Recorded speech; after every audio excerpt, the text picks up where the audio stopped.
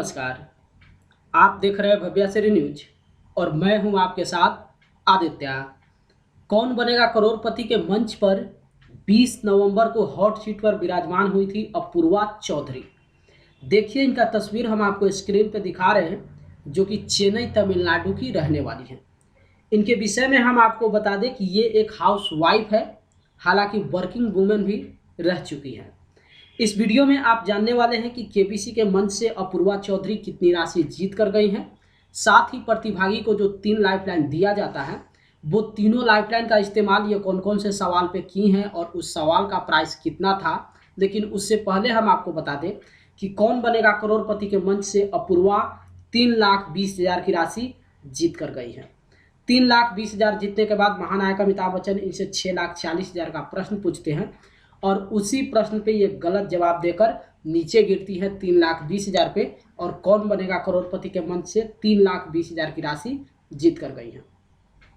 देखिए स्क्रीन पे हम आपको एक सवाल दिखा रहे हैं, जिस सवाल का जो मूल्य है वो है 40,000।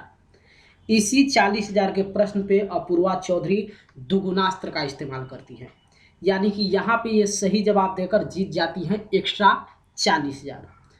उमर शेख मिर्जा किस मुगल सम्राट के पिता का नाम था? 4 ऑप्शन है। Option A Babur, B Akbar, C Shahjahan और डी औरंगजेब। तो इस प्रश्न का ये बिल्कुल सही जवाब देती हैं और ऑप्शन ए बाबर को लॉक करवाकर यहाँ पे जीत जाती हैं 80,000। उसके बाद ये अपनी पहली लाइफलाइन का इस्तेमाल 3,20,000 के प्रश्न पे करती हैं, जो कि ऑडियंस पोल था। देखिए 3,20,000 का सवाल हम आपको स्क्रीन पे दिखा रहे हैं। पहले मिंटोनेट कहे जाने वाले इनमें से किस खेल को व्यवसायियों के लिए एक इंडोर खेल के रूप में विकसित किया गया? 4 ऑप्शन है। Option A baseball, B ice hockey, C volleyball और डी स्क्वाश। तो इस प्रश्न पे ये ऑडियंस पोल का इस्तेमाल करती हैं और स्क्रीन पे देखिए ऑडियंस की तरफ से सबसे ज़्यादा जिस ऑप्शन को वोटिंग दिया गया था वो था ऑप्शन सी, यानी कि वॉलीबॉल। उसके बाद अपूर्वा चौधरी ऑप्शन सी को लॉक करवाकर जीत जाती हैं 3,20,000।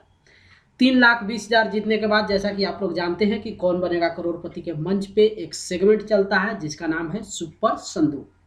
सुपर संदूक के दौरान ये 7 प्रश्न का सही जवाब देकर जीत जाती हैं 70,000 और उस 70,000 की राशि को ये अपने बैंक अकाउंट में ट्रांसफर न करवाकर खोई हुई लाइफलाइन ऑडियंस पोल को फिर से एक्टिव करती है। उसके बाद हम आपको बता दें कि ये अपनी दूसरी लाइफलाइन का इस्तेमाल करती हैं 6,40,000 के प्रश्न पे, जो कि डबल डिप था। देखिए 6,40,000 का सवाल हम आपको स्क्रीन पे दिखा रहे हैं। एक जानकारी हम आपको दे दें, जैसा कि पहले ही हम आपको बताए हैं कि इसी 6,40,000 के प्रश्न पे अपूर्वा चौधरी डबल डिप का इस्तेमाल करती हैं। ये डबल डिप प्रतिभागी के लिए जो लाइफलाइन दिया गया है, ये जितना सुविधाजनक है उतना ही खतरनाक भी होता है। यहाँ पे 100% अगर जवाब मालूम हो, 2 ऑप्शन को लेकर कंफ्यूज हो, तभी डबल डिप लेना चाहिए। अदरवाइज काफ़ी सारे ऐसे प्रतिभागी हैं जो डबल डिप का इस्तेमाल करते हैं और वो गलत जवाब देकर लाइफलाइन भी अपना गंवा देते हैं और नीचे गिर जाते हैं और कौन बनेगा करोड़पति के मंच से बहुत कम राशि जीतकर वापस जाते हैं। अपूर्वा चौधरी के विषय में हम आपको बता दें कि जिस तरीके से इनका लाइफलाइन 3,20,000 के बाद तीनों का तीनों बचा हुआ था, अगर ये सही तरीके से खेलती और सही जगह पे जो है लाइफलाइन का इस्तेमाल करती तो 110% ये कहा जा सकता है कि कौन बनेगा करोड़पति के मंच पे ये 50 लाख के प्रश्न तक अपना सफ़र तय करती। लेकिन दुर्भाग्य से ऐसा हुआ नहीं है और इसी 6,40,000 के प्रश्न पे ये सबसे बड़ी गलती कर दी है डबल डिप का इस्तेमाल करके। अब चलिए यहाँ पे गलती क्या हुआ है वो हम आपको दिखाते हैं, लेकिन 6,40,000 का आप प्रश्न देखिए। रियासतों को भारत में एकीकृत करने के लिए गठित राज्य मंत्रालय के सचिव के रूप में किन्हें चुना गया था? 4 ऑप्शन है। Option A CD Deshmukh, B VP Menon, C V Kalyanam और डी MO मथाई। तो यहाँ पे ये डबल डिप का इस्तेमाल करती हैं और डबल डिप के विषय में जैसा कि आप लोग जानते हैं कि प्रतिभागी को मौका मिलता है 2 बार किसी ऑप्शन को लॉक करवाने का। एक बार अगर वो किसी ऑप्शन को लॉक करवाती है और अगर गलत हो भी जाता है तो दोबारा वो किसी दूसरे ऑप्शन को लॉक करवा सकती है। लेकिन यहाँ पे एक बॉन्ड होता है कि डबल डिप इस्तेमाल करने के बाद प्रतिभागी गेम को क्विट नहीं कर सकते हैं। यानी कि हर हाल में उनको गेम खेलना ही होगा। साथ ही यहाँ पे ये दूसरा लाइफलाइन भी इस्तेमाल नहीं कर सकते हैं।